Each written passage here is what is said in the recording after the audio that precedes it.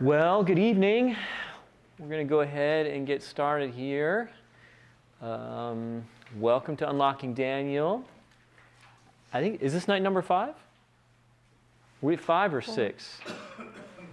5? Okay, I think it's 5. Yeah. Good to have you here.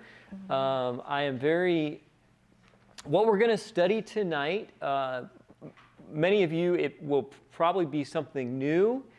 You might even consider what we're going to study tonight a little bit nerdy or geeky. But I have to tell you that about 2 years ago, I understood, really for the first time, what we're going to look at tonight, and that's the structure of Daniel, the literary structure of Daniel. It even sounds boring, doesn't it? But it just opened up the book for me in a way that I got so excited, and pieces of the book started fitting together in ways that I could understand them better than ever before. And so I'm really hoping that you'll catch the vision. Even though we're going to have to wade through a little bit we'll have to put our thinking caps on. I just want to remind you that next week, because of Thanksgiving, we're going to take the week off. So we will come back here in 2 weeks, and then we'll do the same thing that week right around Christmas. So we'll be off next week, and then we'll come back here in 2 weeks. So I'm going to ask Renee to pray for us, and then we're going to dive in. Dear Heavenly Father, the God of the universe and of this world, you have us in the palm of your hands, and it's very comforting to know, as we learned last week in Daniel 2, that you have everything figured out for us, and we have nothing to be concerned about. And tonight, we're looking forward to finding out about how your Spirit used men to stand boldly for you and for what was right. And they wanted to be a part of your kingdom. They were in a kingdom by man, but you were there with them, and they were a part of your kingdom. We pray that you will help us to do the same, to be strong, to be bold for you, because we love you and you love us. Send your Spirit to be here in our hearts tonight as we study your word. In thy name, amen. Amen. Amen.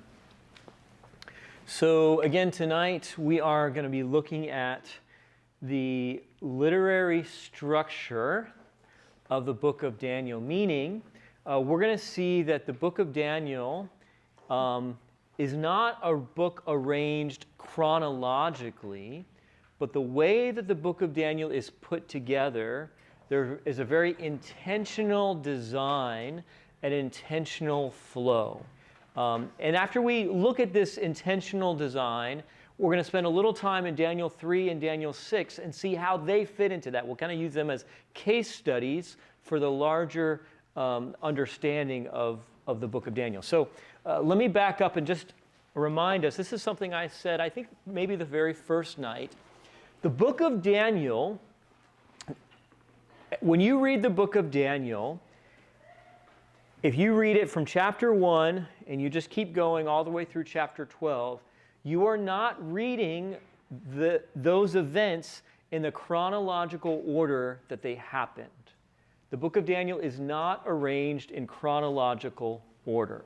Okay? So if you were to put the book of Daniel in chronological order, this is the order that you would arrange the chapters.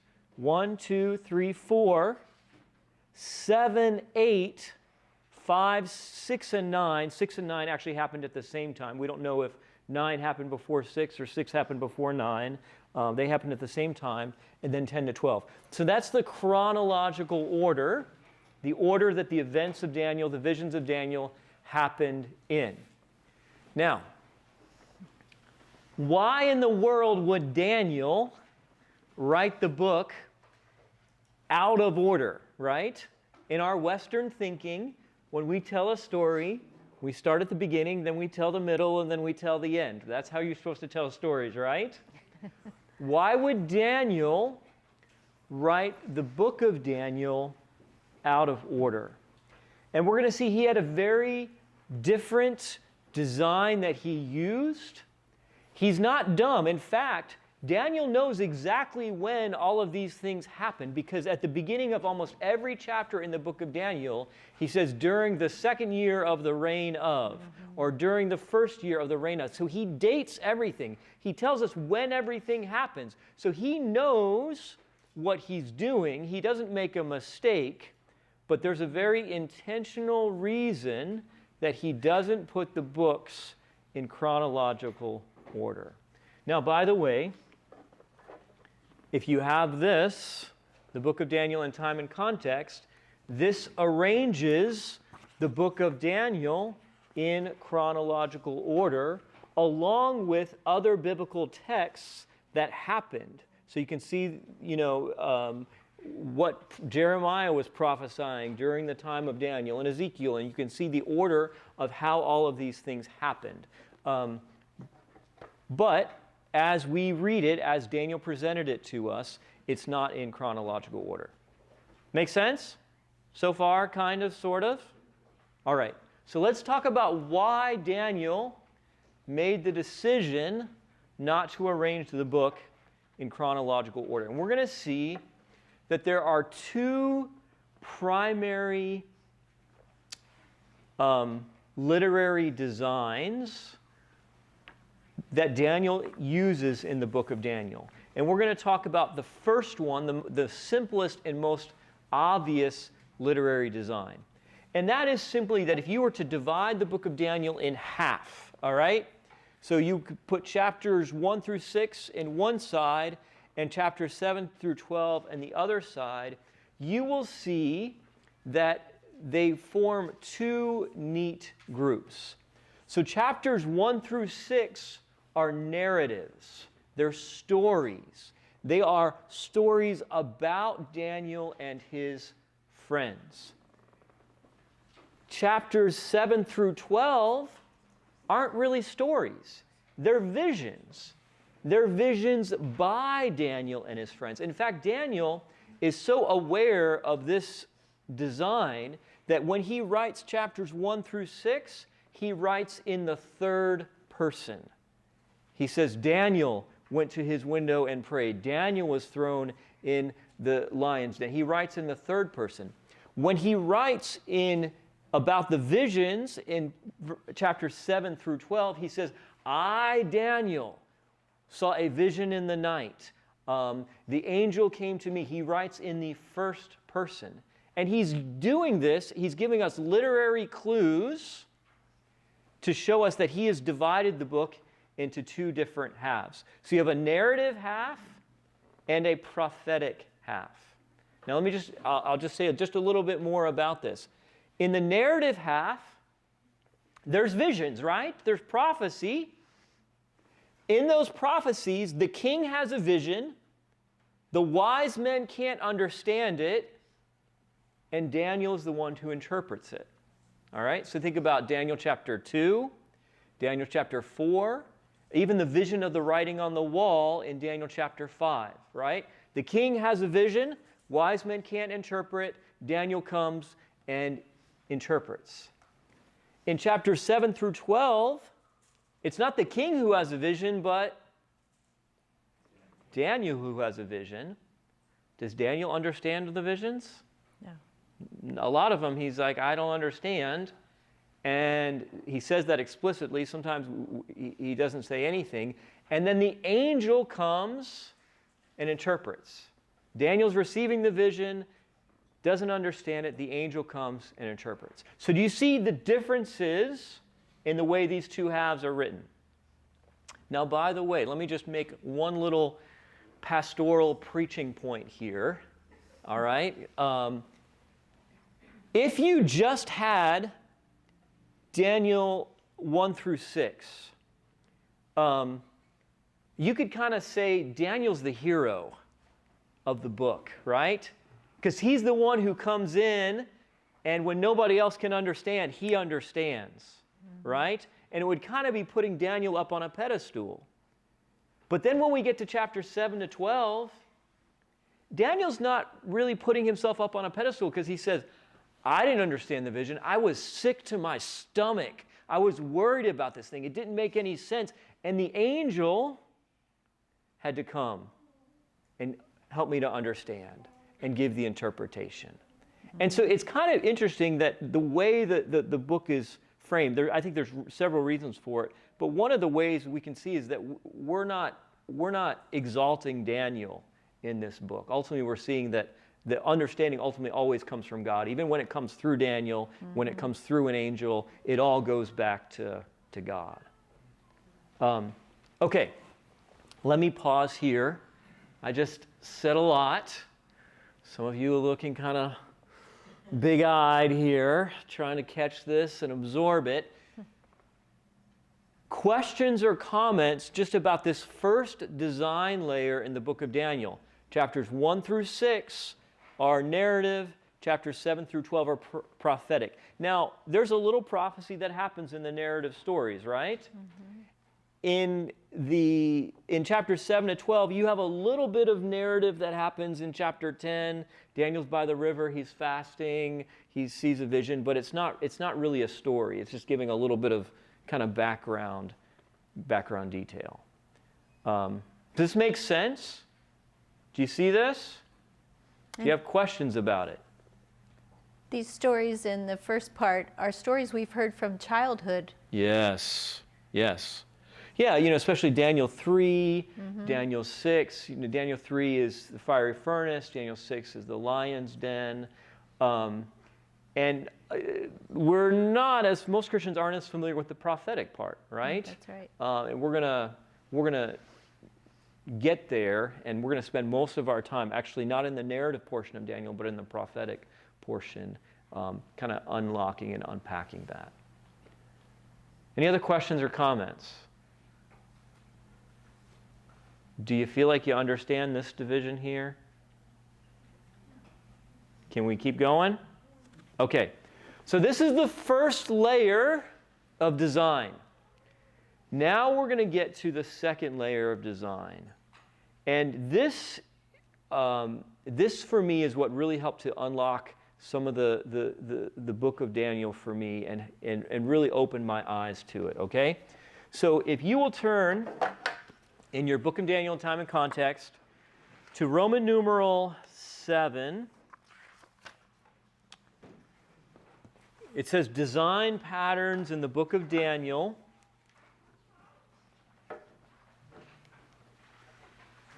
Did anybody have a chance to read through this? This is part of your reading assignment. Did you have a chance to read through this? I see 2 whole hands and they're sisters. Come on, wait a minute.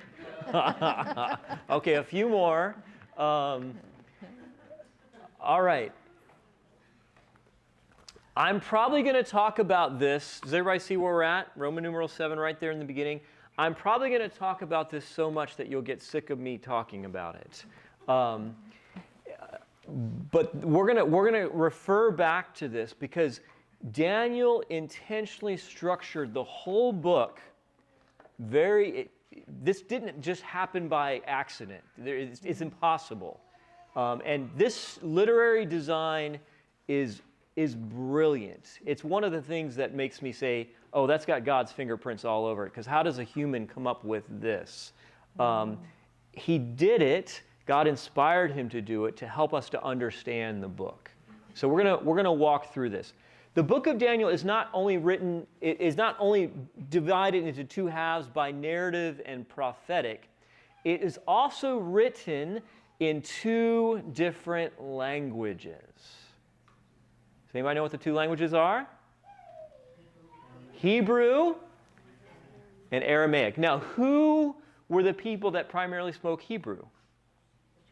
Jews, right? So this is the language of the Jewish people ever since Abraham and Moses. This is their language that they have spoken. This is the language that almost the entire Old Testament, except for a few chapters in Daniel and a few places in Ezra, is written in. So this is the language of God's people, the language of the Jews. Aramaic, do you know who primarily spoke Aramaic? So the Babylonians, Aramaic was their trade language. So this was the trade language of, so the Babylonians and really all through that part of the Middle East, it would kind of be like how, probably the best modern equivalent is how a lot of business in the world today is conducted in English, right? Even though even people who don't, English isn't their native language, a lot of businesses that are conducting international business do it in English. It's kind of the trade language. So Aramaic is the trade language of the time, and Aramaic is a sister language to Hebrew, meaning they use the same alphabet. So the Babylonians they spoke Akkadian, they spoke other languages that used like cuneiform writing. That's not Hebrew. Hebrew, you don't inscribe it in clay tablets. It's done on, papyrus with pen and ink, and it uses Hebrew and Aramaic use the same alphabet. They have a lot of the same vocabulary, some of the same expressions, but they are very different languages. Maybe a modern equivalent would be like French and Spanish, right? French and Spanish, they use the same alphabet, and there's actually a lot of words between the two that there's some common roots. They share some vocabulary in common, but they're different languages. So Hebrew and Aramaic are the same sort of relation. They're separate languages, but there's a lot of overlap between the two. So when Daniel wrote the book of Daniel, he starts writing in Hebrew. Chapter 1, the entire thing is in Hebrew. He gets to chapter 2, he starts writing chapter 2 in Hebrew. And as soon in chapter 2 as the wise men opened their mouths, they would have spoken in Aramaic. Daniel switches from Hebrew to Aramaic, and he doesn't stop writing in Aramaic until he finishes chapter 7. Now, Daniel's a smart guy. He's not doing this by accident. So what we have an introduction in Hebrew. Chapters 2 through 7 are in Aramaic. Chapters 8 through 12 are in Hebrew. All right? So we have a kind of an Aramaic half and a Hebrew half. And we're going to see that this is very, very intentional. This is not something that happens by accident. All right, let me pause here. Are you with me so far? Okay. He writes in Hebrew, he writes in Aramaic. By the way, there's no other biblical book that is like this. Now in Ezra, you have a little bit of Aramaic because you have some decrees that are recorded, some decrees by kings. And so when Ezra writes the book, he writes these decrees in the language that the decrees would have been written in Aramaic. So we have some pieces of Aramaic. And you get a few Aramaic words in here and there throughout the Old Testament, but you have no other book in the Bible that does this with language, that starts out, half of it's written in one language and then it makes a switch, and half of it's written in another language. So this is a big clue that something's going on and we should pay attention. All right? So on top of this, we will see that the Aramaic section and the Hebrew section both form what is called a chiasm. Okay? We have in the book of Daniel a literary design that's called a double chiasm. So there's a chiasm in chapters 2 through 7 and a chiasm in 8 through 12. Now, what in the world is a chiasm? I'm sure when you got out of bed this morning and you were eating your bowl of oatmeal, your mind was just thinking, if only I could learn about chiasms today, my life will be complete. I know you. I know how you think. Is that what you thought this morning? Well, that might be how I think. Yeah, I think it might be.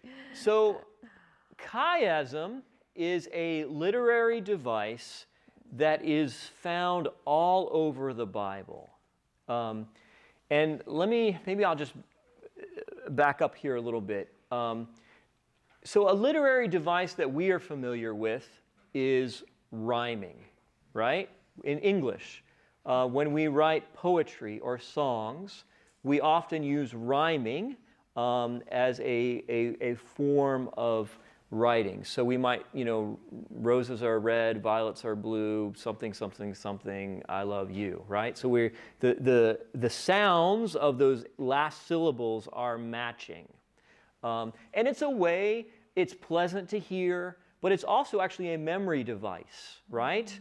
Poems that have rhyming in them are easier to remember because of the rhyming. The Bible was written during a time when most people were illiterate. And so a lot of the way that the Bible was absorbed was by memory. It would be read publicly, and then people would repeat it and memorize it that way. And so there are literary devices to help people to remember. And in Hebrew, they did not use rhyming very much where they matched sounds. What they did is they matched ideas. So they rhymed ideas. And I'll explain a little bit more about what I mean. But chiasm is a way of matching or paralleling ideas. So let me just explain to you the word chiasm. Okay, so chiasm comes from the Greek word chi. It's actually not a word, the Greek letter chi, which looks like our letter X. The reason that chiasms are called chiasms is because the Greek letter X is very unique in that it is a mirror image of itself, right? So if you were to take a pair of scissors and just cut the letter X in half, the left side is actually a perfect mirror image of the right side, right? So you have a repetition from left to right. In chiasm, we have the same thing that's happening with words. There is a matching from beginning to end. And this is found all through the Bible. The Bible writers, if you start looking for these, you will find them everywhere. There are whole websites and books and lots of theological articles devoted to chiasms. So, for instance, in the Bible, the entire book of Leviticus is arranged as a giant chiasm. Very intentionally done that way. Wasn't an accident. When God had Moses write that book, he very intentionally is arranging the whole thing in a chiasm. Jesus, almost all of the memorable sayings of Jesus, he spoke them in a chiasm. It wasn't an accident. He knew what he was doing. He was speaking according to the custom and language of the Jews. And let me just give you one example here from Jesus. So this is Mark chapter 2, verse 27. All right? Jesus says, "The Sabbath was made for man, and not man for the Sabbath." Do you notice that when he says this, there's this correspondence, right? There's this matching between beginning and end. So we've got, for instance, in this, he starts out this phrase with the Sabbath. What's the very last part of the phrase? The Sabbath. So the first part matches the last part. So another way to think about a chiasm is you've got an onion, right? And you're going to take your knife and you're going to slice through that onion. The very first layer that knife slices through and the very last layer that knife slices through are actually the same layer, aren't they? Right? The first and the last. The second layer that knife slices through and the second to last layer that knife slices through are actually the same layer. The same thing's happening in a chiasm. So the first layer, the Sabbath. The last layer, the Sabbath. All right, do you see the next one? Do you see the next layer? was made for. So he's talking about what the Sabbath was created for, what's its purpose. So the Sabbath was made for, and the corresponding part, for. And then in the very middle, was made for man, and then he repeats it, right? And not man for the Sabbath. Do you guys see this? This is very intentional. Jesus does this all over, and it happens not just in the sayings of Jesus, but it's everywhere. If you look in the Psalms, there's lots of chiasms. The book of Hosea, in Revelation, there's chiasms everywhere, all over the Bible. I'll just give you one other example. So Matthew 19:10. For the first shall be last, and the last shall be first. Do you see? He says the first, and he says first, and then he also says first last, right? And then the next layer, the first shall be last, and the last shall be first. Do you see the layers of the onion there? Mm-hmm. Okay. You can find these sorts of sayings all throughout. We won't give more examples, but this is a very common way of writing. And let me just say one other thing about a chiasm.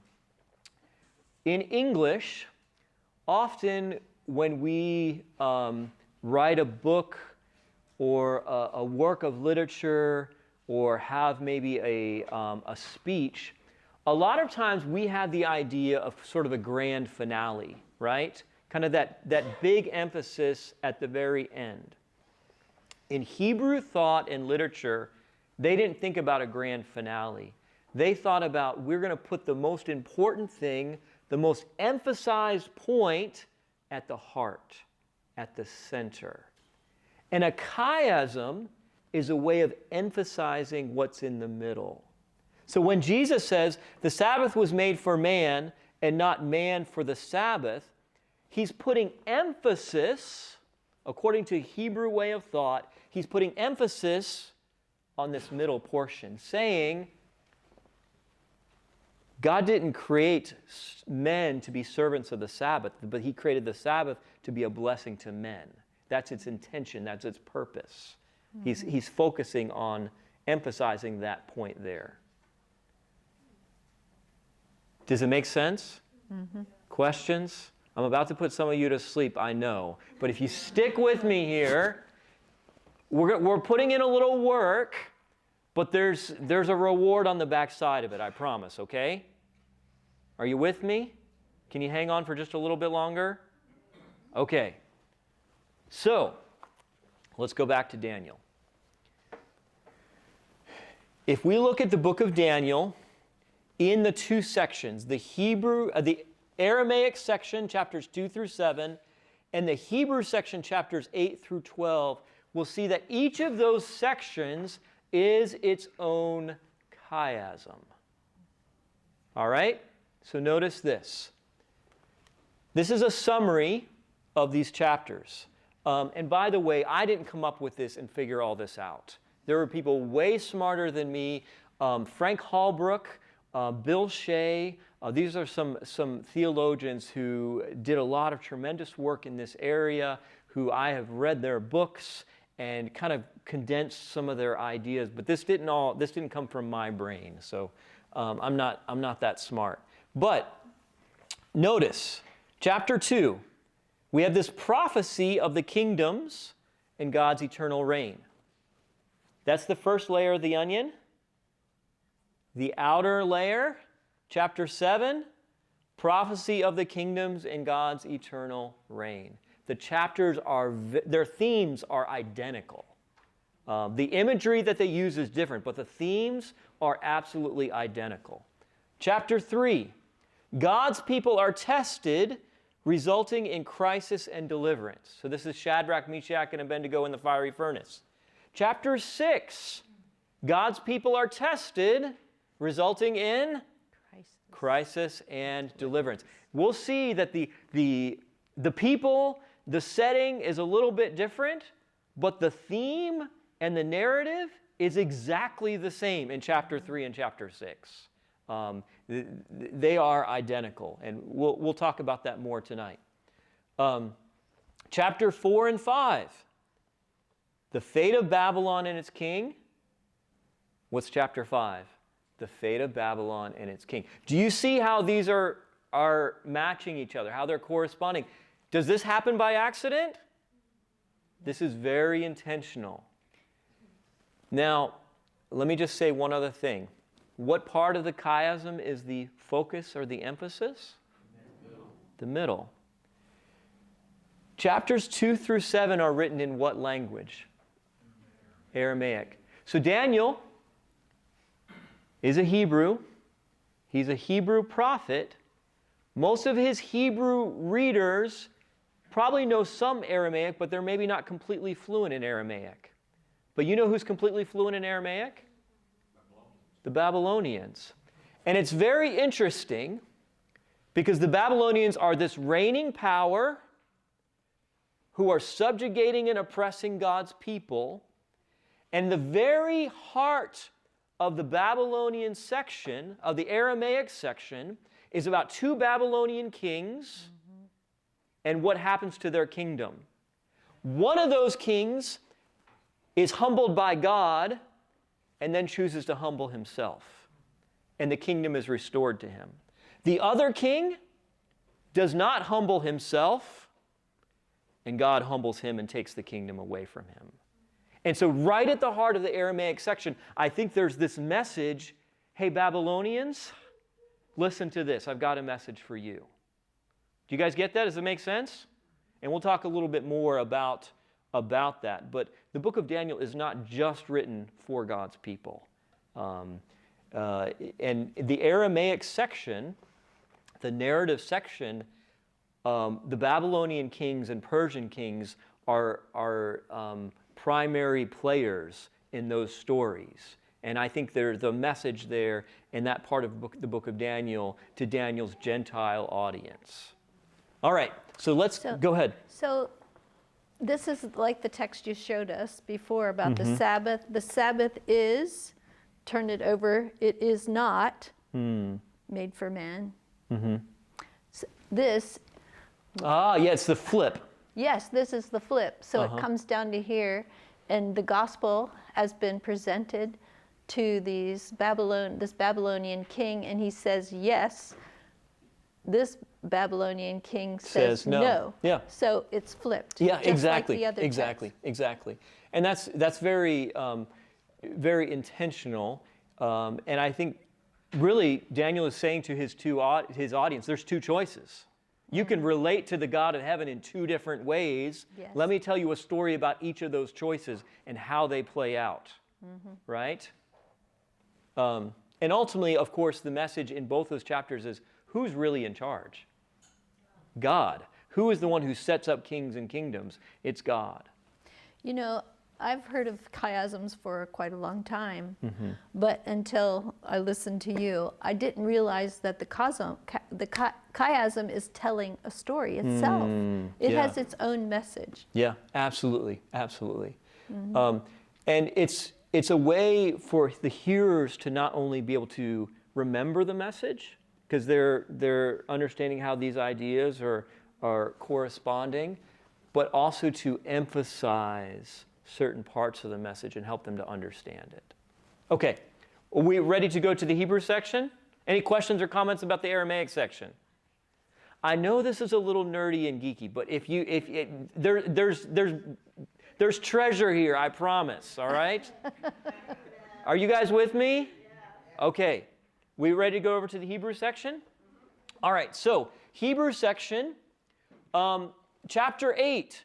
You have this prophecy of kingdoms and how they end. Chapter 11 and 12, you have the prophecy of the kingdoms and how they end. Notice this. Daniel chapter 9, the first part of Daniel chapter 9. Daniel is fasting for the fate of God's people, the temple, and Jerusalem. Chapter 10, what's he doing? He's fasting for the fate of God's people, the temple, and Jerusalem. So these ideas, they're corresponding, they're matching. And then in the middle, What's the most important, what the most emphasized part of a chiasm? It's the middle, that center part, the heart. The middle, we have the fate of Jerusalem. This is so chapter 9 really forms the heart of the Hebrew section of Daniel, and this prophecy of chapter 9 is right at the center, at the heart. So you have a decree to rebuild Jerusalem and a prophecy of Jerusalem's destruction. This is going back to what you said, that flipping, right? Yes, and by the positive and way, negative. we see the same thing in Babylon, right? So chapter 4 is Babylon being restored. Chapter 5 is Babylon being destroyed. You have the decree to rebuild Jerusalem, a prophecy of Jerusalem's destruction. And then at the very, very center, you have standing by itself this phrase, Messiah the Prince will be cut off, but not for himself. Now, there's one thing I didn't mention about a chiasm. If you ever encounter a chiasm, and in the very center of that chiasm, you find something that stands alone, that doesn't have a match, that's like the exclamation mark, exclamation mark, exclamation mark, underline, underline, underline, highlighter, right? So this is like emphasizing. And here we come to the Hebrew section, right in the very section, all by itself, this prophecy, Messiah the Prince. You can probably guess who that is. He's going to be cut off. You can probably guess what that event was, but not for himself. And by the way, that's us. Yes. And that's at the very heart of the book of Daniel. This is the most emphasized, most underlined, most highlighted idea in Daniel's mind, in God's mind, as he's communicating to us. Okay. The heart of the book. Yes, the heart of the book. The heart of the book. And by the way, I'll come back to it. Questions. Somebody's got to have a question.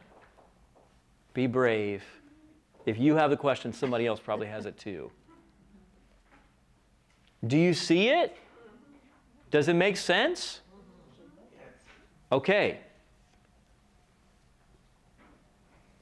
Let me just connect something from this back to the central problem. Oh no, I'm glad Mary and Alan aren't here because I didn't change my preposition back. The central problem in the book of Daniel.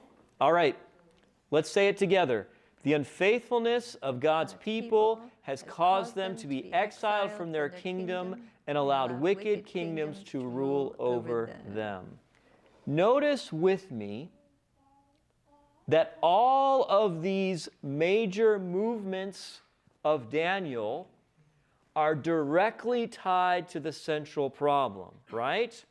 So chapter 2 and chapter 7, they're prophecy of the kingdoms. What's going to happen to these wicked kingdoms? And by the way, who is going to reign at the end? Chapter 3 and chapter 6.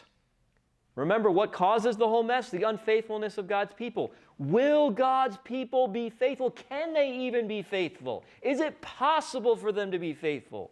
Lo and behold, we have 2 chapters paralleling each other that deal with that. Chapter 4 and 5, again, what's going to happen to these wicked kingdoms that are reigning? What is God going to do with them? Will he allow them to continue to reign and subjugate and oppress God's people forever? No, there's going to be a judgment. They're going to be held accountable, right? And by the way, God's not just condemning all of the Gentile kingdoms outright. There's an opportunity for grace there, right? Yes. There's an opportunity for them to respond and for them to align themselves with God's kingdom. Yes. But not everyone's going to choose that.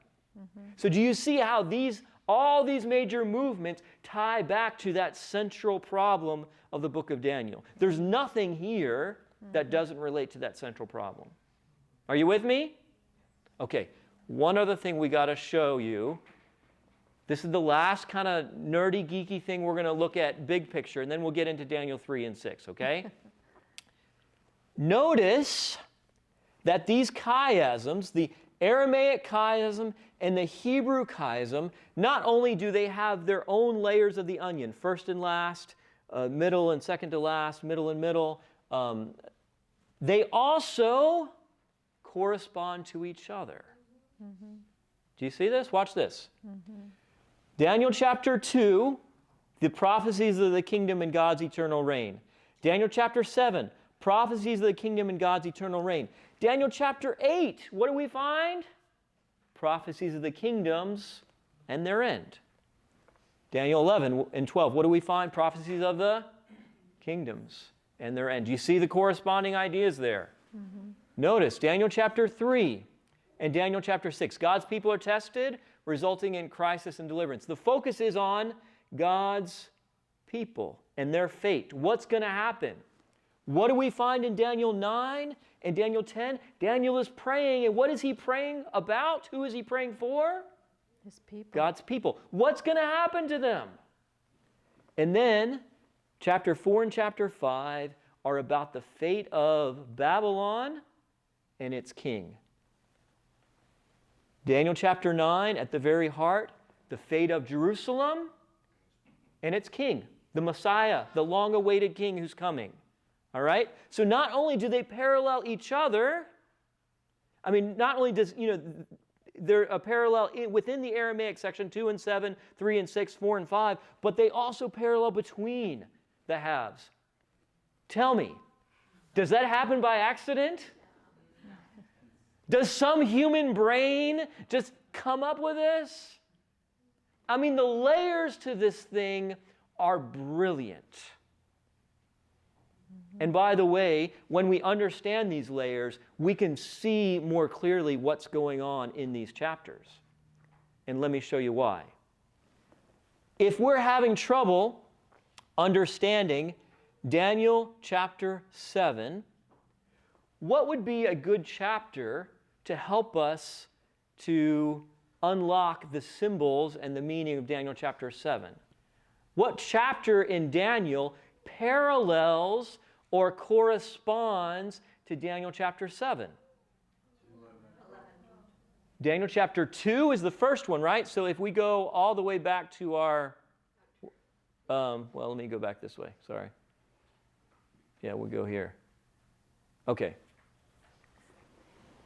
If we are looking at our Aramaic chiasm, Daniel 7 parallels Daniel 2. So if we understand Daniel 2, is that going to help us understand Daniel 7? Absolutely. If we're having a hard time understanding Daniel 11, we can find some understanding in Daniel chapter 8.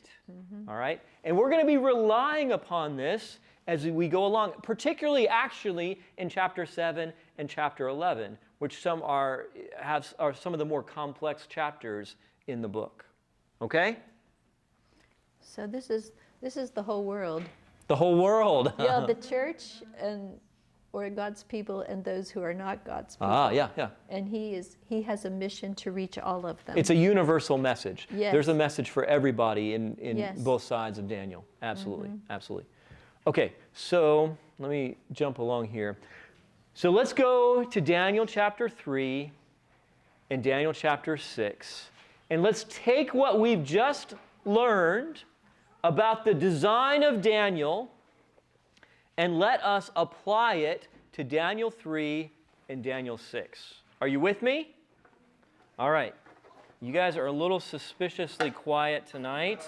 I know I keep asking you if you're with me. I just need to make sure that you are. All right.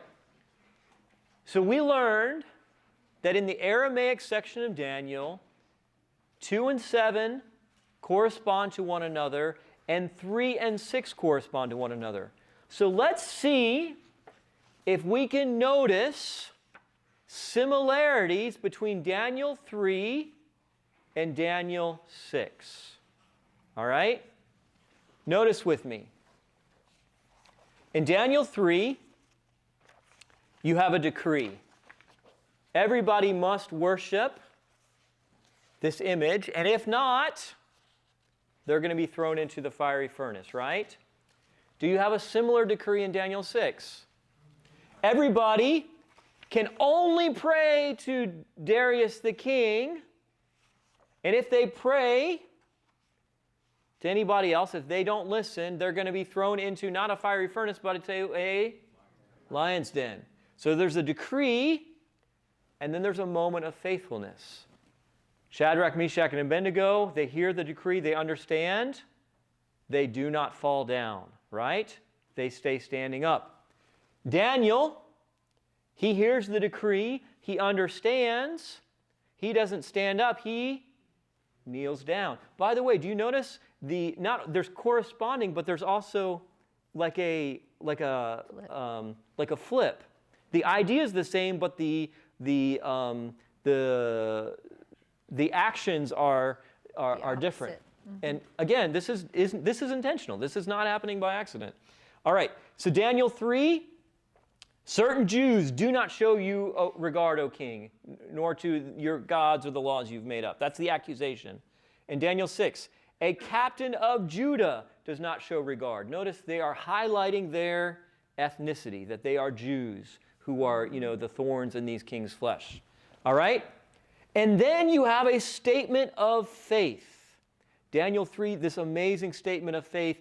Our God whom we serve is able to deliver us, but if not, O king, this amazing statement by Shadrach, Meshach, and Abednego. Daniel 6, there's also a statement of faith. Your God whom you serve, he will deliver you. Does anybody know who says that statement of faith in Daniel 6? It's the king. Mm-hmm. It's not actually God's people who say the statement of faith. Mm-hmm. It's King Darius himself. Mm-hmm. Now, we'll see another flip that's going to happen. All right, then there's an act of deliverance that is described, right? In Daniel 3, Nebuchadnezzar looks into the furnace, and he sees one like the son of the gods, and then later he tells God sent an angel, right? He's describing this act. Nebuchadnezzar is describing this act of deliverance. In Daniel 6, Daniel's describing the act of deliverance. My God sent his angel. Now, notice something very quickly here. In Daniel 6, the statement of faith is by the Gentile king. And the statement of deliverance is by the Jew. In Daniel 3, the statement of faith is by the is by the Jews, and the statement of deliverance is by the Gentile king. So there's a flip there. And then there's a decree by the king. Nebuchadnezzar says, no other God can deliver like this. Darius says, his kingdom shall not be destroyed, and he delivers. The exact same plot in the chapters 3 and 6. They parallel each other perfectly. All right? Does everybody see that? Okay.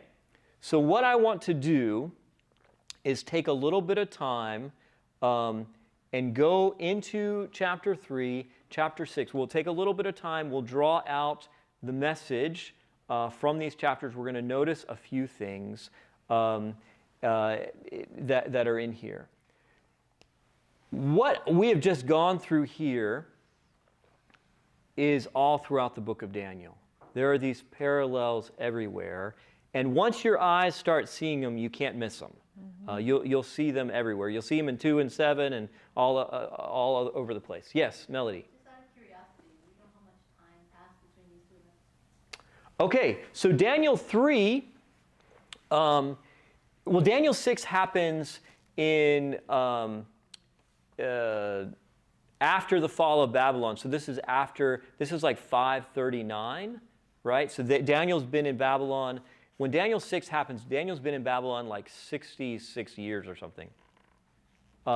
Daniel 3, I don't think Daniel 3 gives it a year at the beginning, right? I think it's one of the few chapters that doesn't.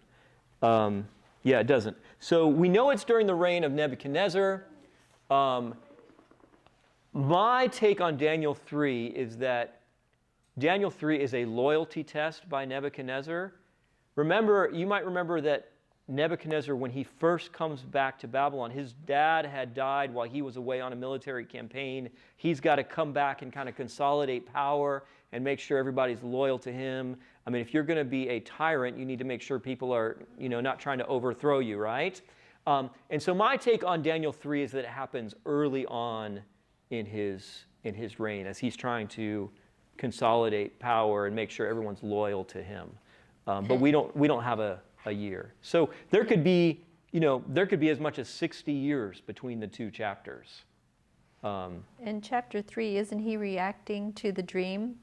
Yeah. Because the head isn't just gold. The whole thing is the whole thing is gold. Yeah. Yeah, good question. Okay, so let's do this. Let's spend a little time in Daniel chapter 3, and then we'll spend a little bit of time in Daniel chapter 6. All right, Daniel chapter 3, I'm on page 858 if you're using one of our Bibles. And it's page 20 in this one, which is larger print. And let's read verse 7. And Renee, if you'll read that for us. Verse 7 of chapter 3. So at that time, when all the people heard the sound of the horn, the flute, the harp, and the lyre, in symphony with all kinds of music, all the people, nations, and languages fell down and worshipped the gold image which King Nebuchadnezzar had set up. Okay. Notice who is here at this, when this event takes place, this story takes place. It's not just Babylonians, right? Who's there? All these nations and populations. He has brought key people. Babylon has subjugated, Judea and, Lydia. And there's all these places that Babylon has conquered. They want to make sure that people are loyal to them, that these people that they're training in the literature and language of Babylon, when they go back and are ruling in the name of Babylon, that they're going to be loyal. So all these people from all these places are there, which would include the Jews who've been carried captive, who are serving in Nebuchadnezzar's courts, right? Now, we don't know for sure, but my guess is that there is way more than 3 or 4 Jews who were taken captive, who are in the employ of Nebuchadnezzar in Babylon. But how many Jews stay standing when the music is played? So notice with me verse 12. If you'll read that for us, Renee. There are certain Jews whom you have set over the affairs of the province of Babylon, Shadrach, Meshach, and Abednego. These men, O king, have not paid due regard to you. They do not serve your gods or worship the gold image which you have set up.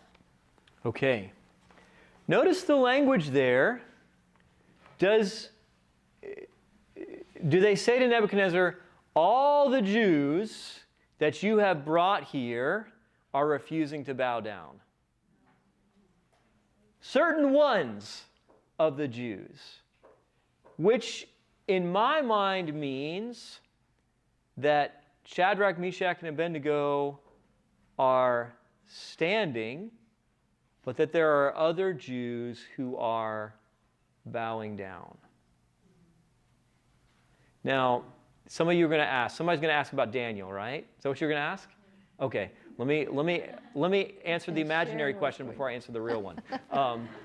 Does that mean Daniel bowed down? I don't think it means Daniel bowed down. I don't think Daniel is here in Babylon at the time of this story, because I can't imagine. From what we know about Daniel in Daniel chapter 1, from what we know about Daniel in Daniel chapter 6, I don't see him bowing down. I think that Daniel must have been away on the king's business. Remember, these Jews who are employed are there to serve at the behest of the king in the provinces that have been conquered, right?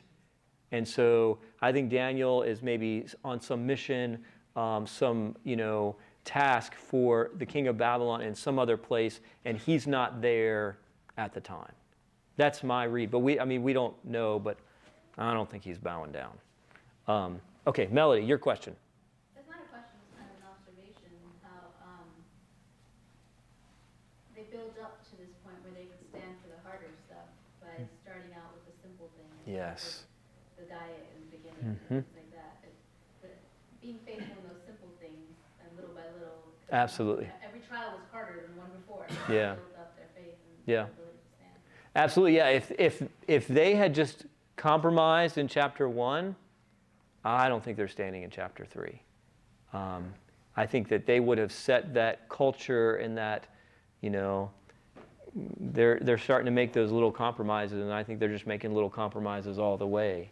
And by the way, they very well could have just said, okay, he's telling us to bow down and worship this statue, but worship something I do in my heart. I'll bow down and pray to the God of heaven while everyone else is bowed down and worshiping this statue. But that's not what they do, right? They say, we don't even want people to think that we're worshiping this idol in this image. We don't want people to get the wrong idea and assume that when we're bowing down and worshiping Yahweh, that we're praying to this idol. So we're going to stand up. And we'll see that Daniel does the same thing. Daniel could have gone and prayed with his doors shut. But he doesn't want people to think that he has changed his worship and stopped worshiping God just because King Darius has a law. So he's doing what he's always done, and he prays with those windows open. Did you have a question or a comment, Jeannie? Just a comment. I could be wrong, but I was just thinking, maybe if Daniel was away on business, that's why they did this, because Daniel wasn't there to help his friends. Yeah. To look after them or whatever. Yeah. To lead them.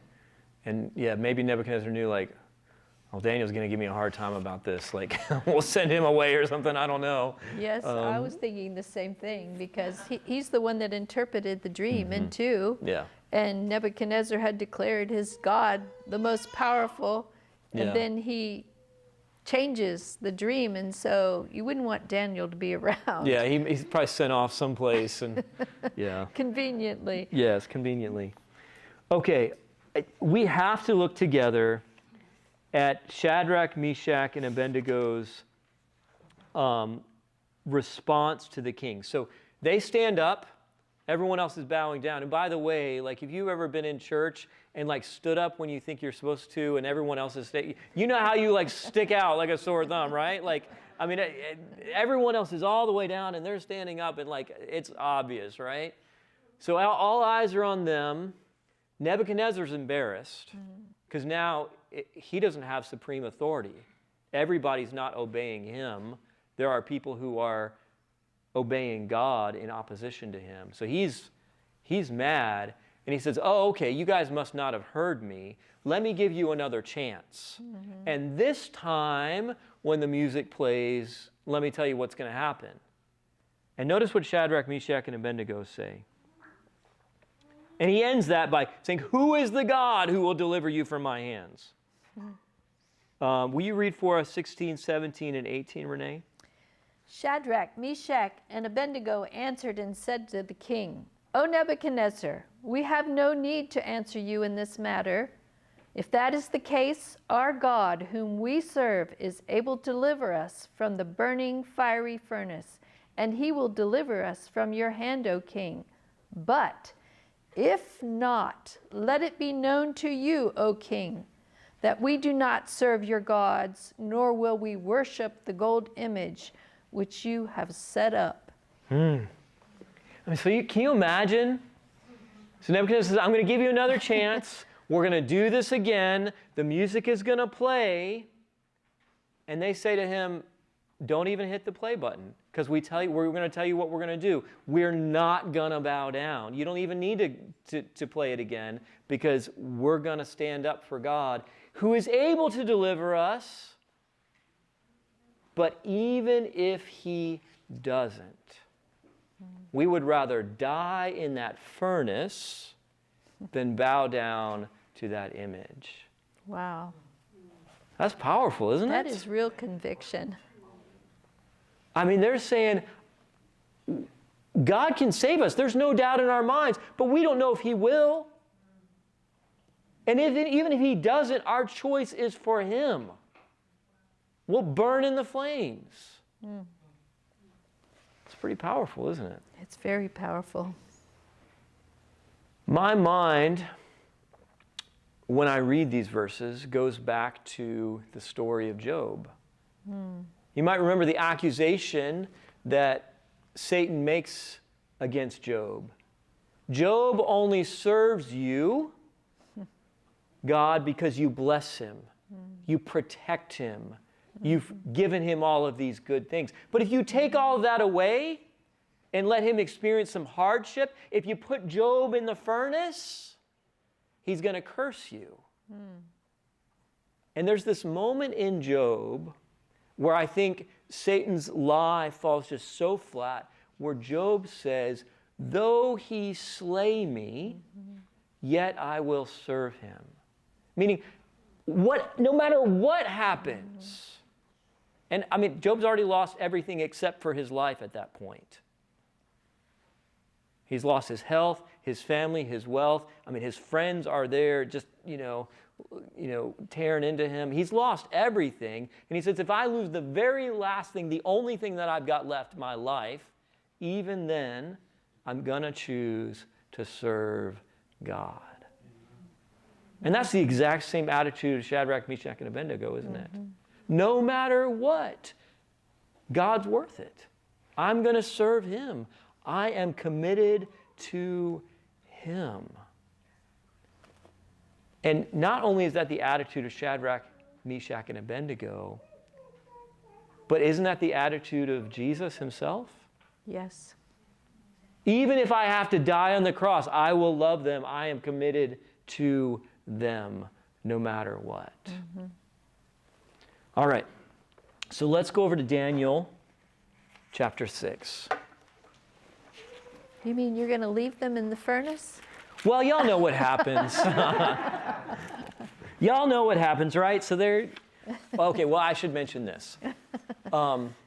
Nebuchadnezzar sees in that furnace, in the Aramaic, it's one like the son of the gods, plural.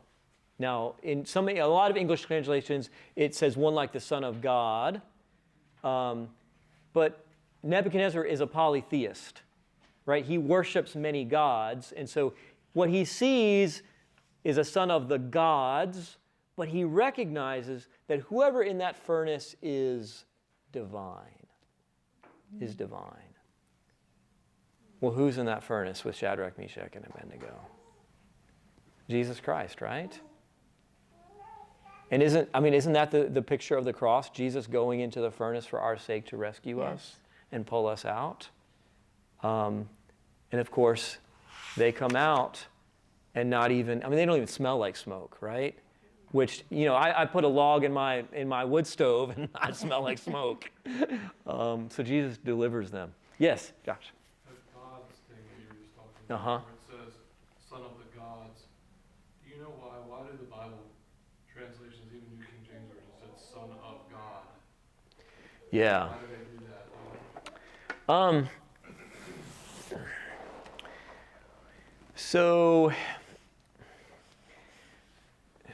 this is maybe a bigger discussion than we can get into, but every translation does some interpretation, right? I mean, no matter what translation and if you've ever translated anything from like English to Spanish or something, you know that there's some, because some things you just can't translate straight, or it just doesn't make any sense. Like it just, so you've got to kind of interpret. And so there are some places where they do that. I don't know. To to me, it makes more sense for it to say son of the gods. Yeah. It just makes more sense to me. So when I read son of God, I was like, well, why does Yeah, Nebuchadnezzar know what a son of God looks like? Yeah, yeah. So obviously, from the Christian perspective, we know who the Son of God is, right? And so it very neatly ties that to, Jesus and his title.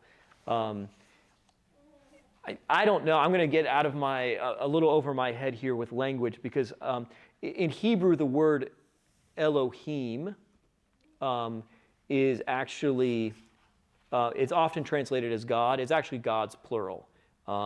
And anyway, it can be a plural of superlatives sometimes, meaning it's singular, but it's plural to emphasize it. There may be something in the Aramaic, but I'm not familiar with Aramaic. So there could be they might have a little more reason than just interpretive, is what I'm saying, but I don't know that for sure. Good question though. All right, Daniel 6. We're going to run out of time here. Oh man. All right. So Daniel 6, there's this decree. By the way, it's interesting that even the enemies of Daniel cannot find anything wrong with him. I mean, wouldn't you, that's quite the resume, that even your enemies can't, what do you say about the guy? So the only thing we could catch him in is if there was something related to his God, because we know that he's not going to, So they know his character. They understand him. Notice with me verse 10. Will you read that for us, Renee? 6, verse 10. Yep. Now, when Daniel knew that the writing was signed, he went home. And in his upper room, with his windows open toward Jerusalem, he knelt down on his knees 3 times that day and prayed and gave thanks before his God, as was his custom since early days. Okay. Now notice there's an inversion here. So in Daniel 3, the command is to worship falsely, right? In Daniel 6, the command or the decree is to not worship truly, right? It's prohibiting worshiping any god except for Darius. And in chapter 3, it's saying, you've got to bow down to this image. So Daniel, as we said, could have just gone to his room and prayed by himself. But his custom is to pray with his windows open, facing toward Jerusalem. We're going to see that same phrase or language when we get to Daniel 9, which happens the exact same time period as this. And notice this. So this is after Babylon has fallen. This is post 539. Daniel's been in Babylon since 605, possibly 606, probably 605, 66 years. How long has Daniel been praying like this? 66 years. At least 66 years, right? As his custom was, what's the phrase? Since the early days. Now I take that to mean his early days there in Babylon. It could mean his early days, like his youth. But either way, he's been praying like this for 66 years. Here's why that matters. It's not like the crisis comes and Daniel says, oh, now's the time to get serious about worshiping God. Things are getting heated here. This is, these sorts of things, we knew this was going to happen. This is the time for me to really focus and to start praying. That's not what happens, right? No. He is simply doing, when the crisis comes, he is simply doing what he has always been doing. He's been faithful all along, and when the crisis comes, he just continues to be faithful. But we have a tendency to spiritually procrastinate, don't we? And isn't there among us humans this idea, well, soon I'll get serious, right? About God and religion, and I'll get it together maybe tomorrow. That's not how Daniel operates, right? Mm-hmm. Daniel is faithful, and then when the crisis comes, he just remains faithful. He doesn't start being faithful at that moment. Mm-hmm. I want to take you just to one other verse. This morning I was reading in Matthew 24 and Luke 21, and I just want to go there really quickly because I thought it was so interesting as I was reading this. I was like, oh, we're going to talk about this thing tonight. Matthew 24? Let's go to Luke 21, actually. There's a similar verse in Matthew, but I like the way Luke puts it.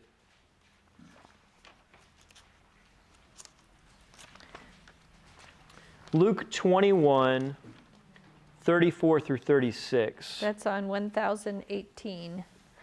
1019. Okay. Yeah. Yeah. Close. Yeah, you were close. Good job. Will you read it for us? Luke 21. Mm-hmm.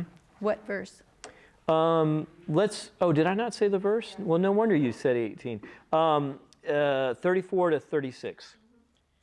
34 to 36. But take heed to yourselves, lest your hearts be weighed down with carousing, drunkenness, and the cares of this life, and that day come on you unexpectedly. For it will come as a snare on all those who dwell on the face of the whole earth. Watch, therefore, and pray always, that you may be counted worthy to escape all these things that will come to pass, and to stand before the Son of Man. Okay. So this is a prophecy looking toward the end, the final days before Christ's return. There's going to be some hard times, Jesus says. There's going to be some tribulation and distress, persecution even. And notice the language here.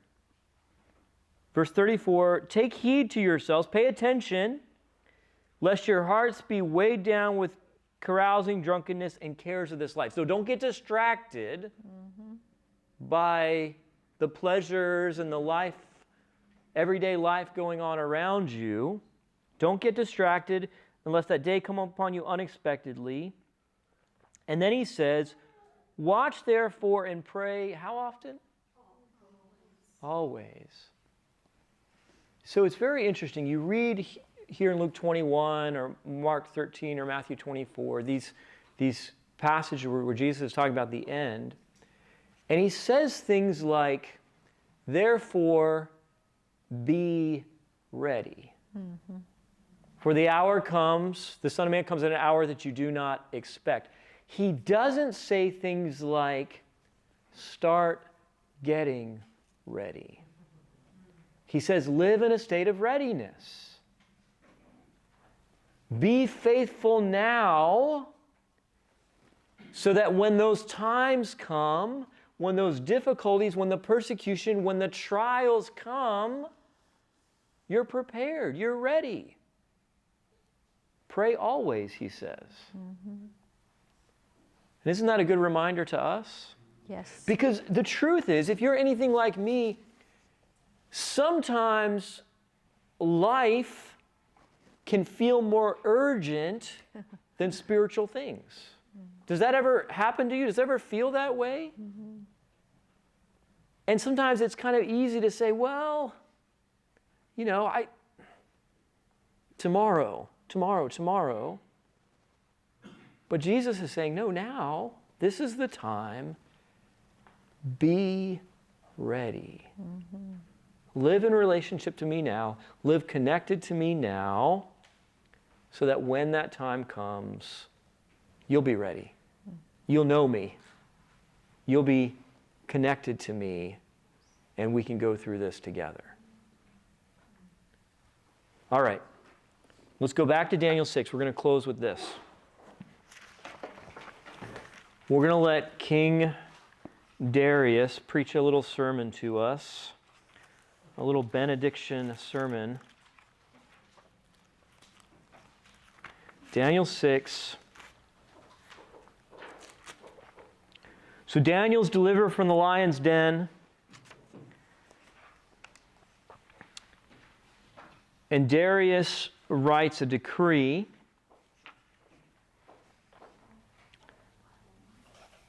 And will you read for us Daniel 6, 25, 26, and 7, Renee?